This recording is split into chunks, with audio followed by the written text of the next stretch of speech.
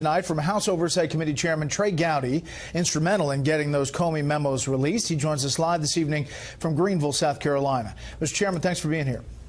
Yes, sir. Thank you. I want to start by talking about the release of the memos, first of all. You have New York Congressman Jerry Nadler, ranking member of the Judiciary Committee, saying this: the release of these memos under the threat of subpoena by the majority has accomplished little other than corroborating Mr. Comey's previous testimony. Your reaction to that? I read the memo 6 months ago. I think it's important for all members of Congress and ultimately the public to be able to see them. You can rest assured, Brett, if there was anything really important in these memos, the Democrats would have leaked what they read 6 months ago. I do think it's important that President Trump said, if any of my associates were involved in this collusion, I want to know it. I think it's really important that the Russia cloud the Democrats keep talking about was the salacious allegation of sexual misconduct. It was not the interference. And I think we've all learned a little bit more about Jim Comey as he goes on his morality tour over the next couple of weeks. Do you think he broke the law by leaking those memos? Have no way of knowing, and unlike Jim Comey, I don't compare people to mob bosses. I don't say they're unfit for office. I don't say they ought to be impeached. I trust Michael Horowitz. I think Michael Horowitz has done a fantastic job so far. That's the Inspector General. Let's let him figure out which memos were given to the law professor and whether or not they can contain any classified information. But if they did, he would have broken the law. Not by the standard he set in the summer of 2016. God knows how hard it would be to win that case. Remember, he ignored the statute that said grossly negligent. He now has a requirement. It has to be intentional, and you have to do it to harm the United States. So under the standard he set in the summer of 2016 with Secretary Clinton, I don't think Jesus could win that case. Now, what other things struck you about these memos? There was one part in which he references CNN. I said media like CNN had them, the dossier he's talking about here, and we're looking for a news hook. I said it was important that we not give them the excuse to write that the FBI had the material, and that part is redacted, that we were keeping a very close hold. He said he couldn't believe that they hadn't gone with it. This is the president speaking. I said it was inflammatory stuff, that they would get killed for reporting straight up from the source reports. I mean, it's important to point out that 4 or 5 days later, it's leaked to CNN that the president is briefed on this very thing. Yeah, I actually think Comey is right that CNN was looking for the FBI to have that material so the story could then be the FBI's investigating it as opposed to the underlying information. But what we've learned through this investigation is there were lots of people at DOJ and the FBI that were talking to the media, having unauthorized conversations, and we still want to know whether Brennan or Clapper, both of whom knew about this, one of whom was at the meeting, if not both, whether or not they could have been the source for CNN. With all of these interviews, as you've been watching them, I've been watching them, Comey is going to be on here with me Thursday. What strikes you about this and what he's talking about? Just the double standard, Brett. You know, when he was upset with President Trump, he leaked memos to spur special counsel. When he was upset with Loretta Lynch, nobody knew a word about it. Nobody knew that he didn't have confidence in Loretta Lynch. We just knew that he appropriated a decision away from himself. When President Trump asked, you know, go easy on Mike Flynn, he's a good guy, all of a sudden that's an impeachable offense. When Barack Obama prejudges the outcome of the Hillary Clinton investigation or the IRS targeting scandal, somehow or another that's okay. So the duplicity, the relativism, you know, Jim Comey said, I don't do sneaky things except memorialize private conversations. I don't leak except when I do leak, and I don't do weasel things. I think this whole book tour is a pretty weaselly thing, quite frankly. You wanted him back up on Capitol Hill to answer questions. What would you ask him? Well, I want Horowitz's report to come out first because I have a lot of confidence in Horowitz, and I want to know. I want to know a lot of things, but I really want to know in 2016 why they handled Secretary Clinton's investigation in such an unprecedented way. And if he didn't make his mind up before July, why in the world were they drafting an exoneration memo press release in May? So there are lots of questions that I have for him, but I want Horowitz and Mueller to conclude their probes first. I think people are going to have confidence in the Mueller and Horowitz probes as opposed to Congress sometimes, but I would like to ask him more questions under oath. Do you have any sense of when those are going to wrap up, either the IG or Mueller? I would look for Inspector General Horowitz to conclude sometime in May. I don't know that. He hasn't told me, and he would not tell me. But I think the natural rhythm is sometime in May, with the McCabe part already coming out. With Mueller, I have no idea. I'm not supposed to know. And if anyone does know, shame on the Mueller team for leaking it. And I don't think they did. Finally, I want to get your reaction to this DNC lawsuit that is moving forward as of today. There are even some Democrats saying that it's not the right move, but you've been looking at this stuff. There are a lot of investigations. What do you think of this move by the DNC? It's thin. It's thin as a wafer. I mean, the better suit is Bernie Sanders suing the DNC for conspiring to give her the nomination. That would be a very interesting lawsuit. But there is no evidence of collusion. I know Adam Schiff wants there to be. I know how desperately he wants there to be. But there's just no evidence of collusion. So if they want to sue Russia, that's fine. I actually would prefer the indictments that Mueller has against them as opposed to a civil suit. If they're upset with WikiLeaks, so am I. Julian Assange, so am I. But there's no evidence of collusion. So this is either a fundraising ploy or it's an effort to get people in civil court where you can depose them, so they can learn what Mueller's learning, and then they can use it for political purposes. Last thing, were you surprised that Rod Rosenstein told the president that he was not a target of the Cohen part of the investigation?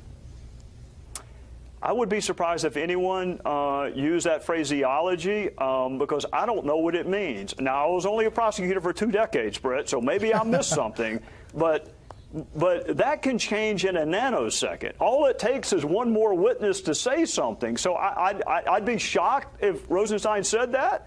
I don't think the president is the target as you and I use that term in a non-legal sense. But in a legal sense, that can change with one witness, with one document. So you got to be careful giving people assurances until the end.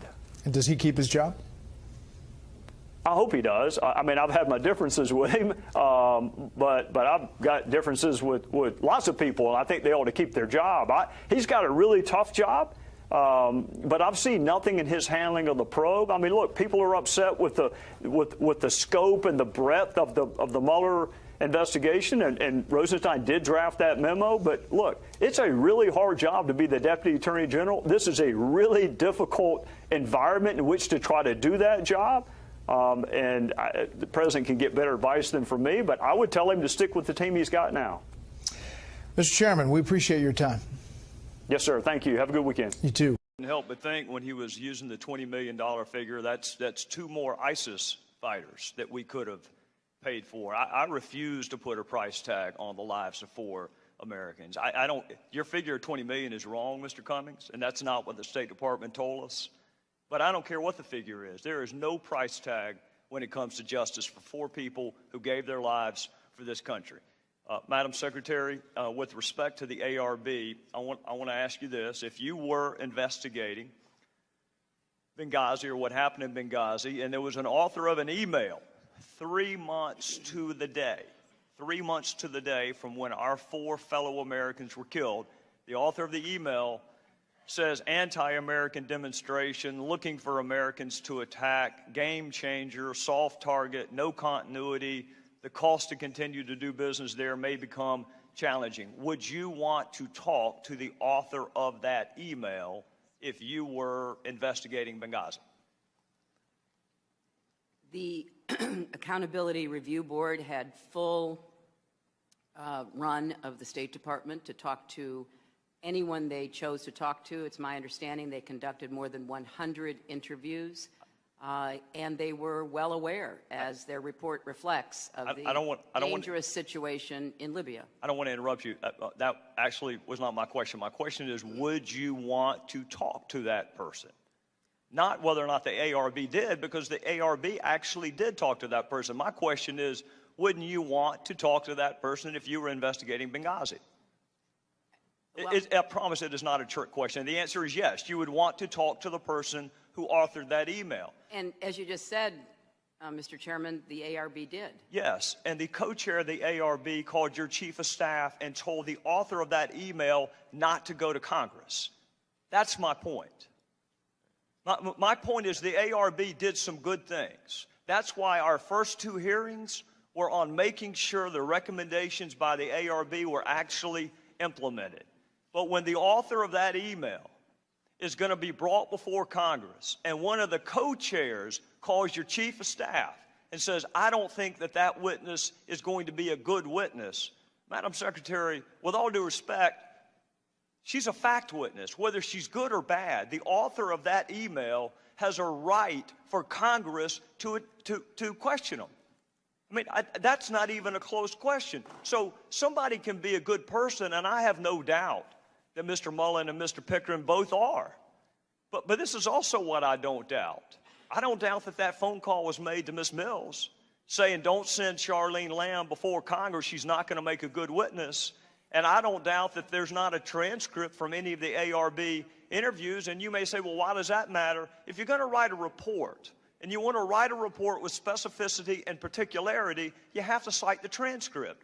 And I can't tell you a single question that was asked of a single ARB witness because there is no transcript. So my point is not that the ARB did a bad job or a good job. My point is from a standpoint of a serious investigation, it was an inadequate job. And I want to hopefully prove that to you. There used to be a stack up there when Mr. Smith was with us about all the previous investigations that Congress and the ARB had done. Did any of those previous congressional investigations or the ARB have access to your emails?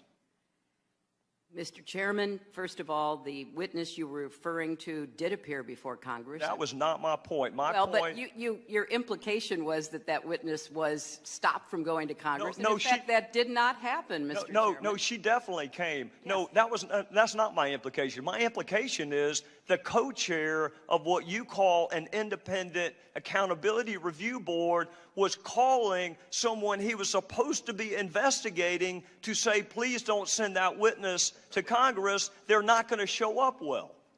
That's my point. My point is, how can you consider that to be? I mean, well, have you ever heard of a judge calling the DA or the defense attorney and say, don't call that witness?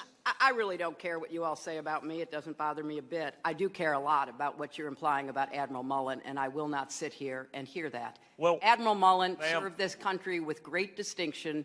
He served the State Department with great distinction in being the co-chair of the Accountability Review Board, and I think his work speaks for itself. Well, and I'm sorry that the important work that was done by that board is held in such low regard by some members of this committee, and I deeply regret it. Are you doubting that he placed the phone call? Is that the purpose? I know nothing about the phone call. Well, I do, because he testified before another congressional committee. He admits it was a mistake, Madam Secretary. I don't know why you can't. Well, he admits it was a mistake to call and say, don't send a fact witness before a congressional committee.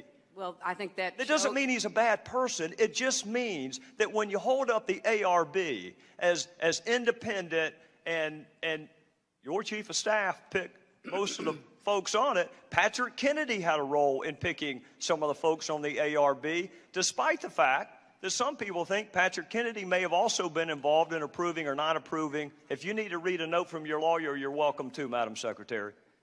No, it's just hard to sit here listening to the comments you're making about someone that I consider to be a great American. If he said he made a mistake, that's even more proof of what a fine gentleman he is and what a great public servant he's been. It doesn't in any way, what you're saying, impugn his service for 40 years, and certainly not his service on the Accountability Review Board. I can't help it, Mr. Chairman, that you all don't like the findings of the Accountability Review Board. I can't help it that you don't like the findings of all the other congressional committees. We had 2 hearings where we did nothing but discuss the implementation of the ARB findings, Madam Secretary. So with all due respect, we've had more hearings about the ARB findings than we have with you. So don't tell me that we don't care about the ARB. We had 2 hearings. My point is this. The ARB Nor the previous congressional investigations had access to your emails, did they?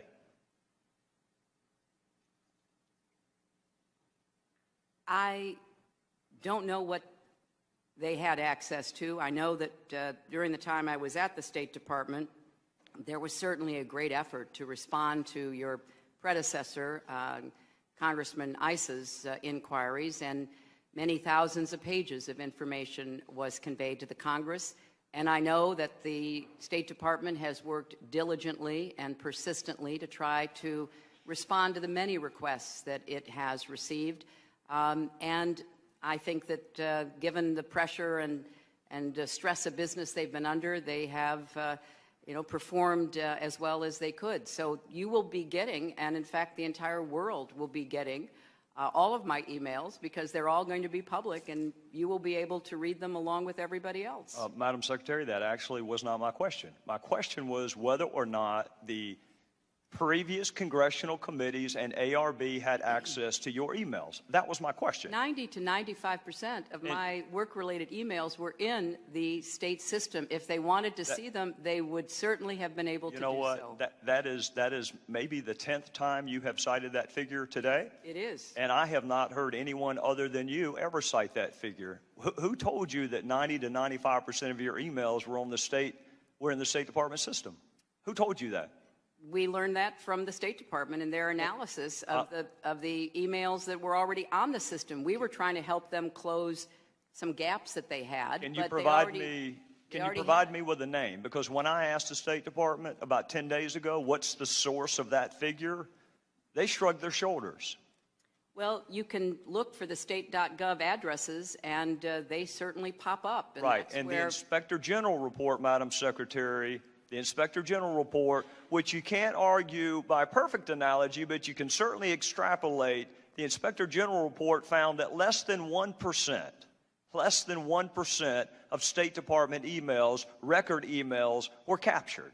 So they give a number of less than 1%, and you give a number of 90%. Well, I don't know what you're referring to. I can only speak about my emails, my work-related emails. Well, let's talk about your work-related emails. We asked for them last year, and the State Department gave us 8.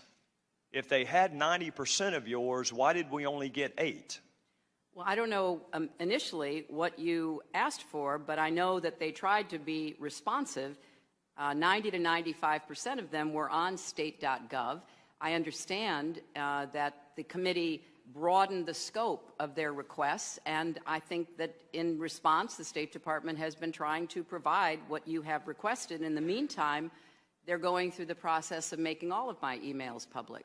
You think our first request, there were only 8 emails responsive to our first request? I can't speak to it. I believe your first request was for Benghazi, and I believe that the State Department did a diligent search. Then I believe you expanded it to Libya and weapons and maybe a few other terms, and I believe they conducted our jurisdiction hasn't grown, Madam Secretary. Our jurisdiction is the same thing it was. Let me ask you this. You say that you turned over everything. I don't get a chance to watch you a lot on television, but when I see you are interviewed, you make a point of saying, I turned over everything. All my work-related emails. How do you know that? I know that because there was an exhaustive search done under the supervision of my attorneys, and that is exactly the outcome. We turned over every work-related email. In fact, as somebody referred to earlier, we turned over too many. In the State Department and the National Archives said there were 1,246 out of the 30,000 plus that they've already determined did not need to be turned over. And you have a really good group of attorneys, which makes me wonder how they missed 15 of them. Well, if you're talking about Mr. Blumenthal, which I assume you are, he had some that I didn't have, and I had some that he didn't have, and I was under no obligation to make any of his emails available unless I decided they were work-related.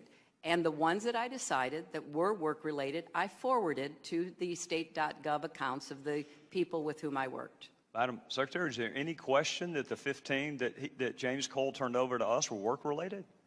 There was no ambiguity about that. They were work-related. Well, they were from a personal friend, not any official government not any government official, and I determined on the basis of looking at them what I thought was work-related and what wasn't. And some I didn't even have time to read, Mr. Chairman. Are you telling me the 15? Are you telling me that the 15? I will tell the gentle lady from California that I'm going to take a little bit extra time, just like everybody else has, and we can either do it this round. We can either do it this round, or we can do it next round. May I make a simple inquiry about how many more minutes the chairman plans? The fewer the interruptions, the quicker I can get done. I'll put it to you that way. Okay. How's that? I'm just the 15. Mindful of the time. My question to you on the 15 is: did your lawyers find them and decide that they weren't work-related, or did they not find them? Well, I don't know why he had emails I didn't, and I don't know why apparently I had emails he didn't. And all I can tell you is that I turned over every work-related email in my possession. All right, I'm going to make two more observations, and then we're going to call it a night. The first observation that I would make is that when you speak to the public, you say, "I turned over everything." That's, for the most part, a direct quote. When you talk to the public, you say, "I turned over everything." When you talk to the court, you say, "While I do not know what information may be responsive for purposes of this lawsuit, I have directed that all my emails on clintonemail.com in my custody that were or potentially were federal records be provided to the Department of State, and on information and belief that was done." Why the different explanation depending on who you're talking to? Well, one is a shorthand, Mr. Chairman. Well, why not just tell the court, "I turned over everything"? Well, you know how lawyers are. They use more words perhaps than they need. Trust me, I know that, and they charge you for every one of them. Yeah, I'm well aware of that, Mr. Chairman, and the clock is ticking. Well, one more, and I'll pay Mr. Kendall's fee for the last question. Oh, I don't think you want to do that, Mr. Chairman. I probably can't do it. You see my point, though? You're very definitive when you're talking to the American people that you turned over everything. That's right. But they're those kind of lawyerly fudge words when you're talking to court on information and belief. Well, and the reality is, even tonight, you cannot tell us that you turned over everything because you didn't think you missed the 15. Well, I didn't have them. I turned over everything I had. Everything I had has been turned over to the State Department. Somehow missed those 15. Well, last question on your system. Mr. Cummings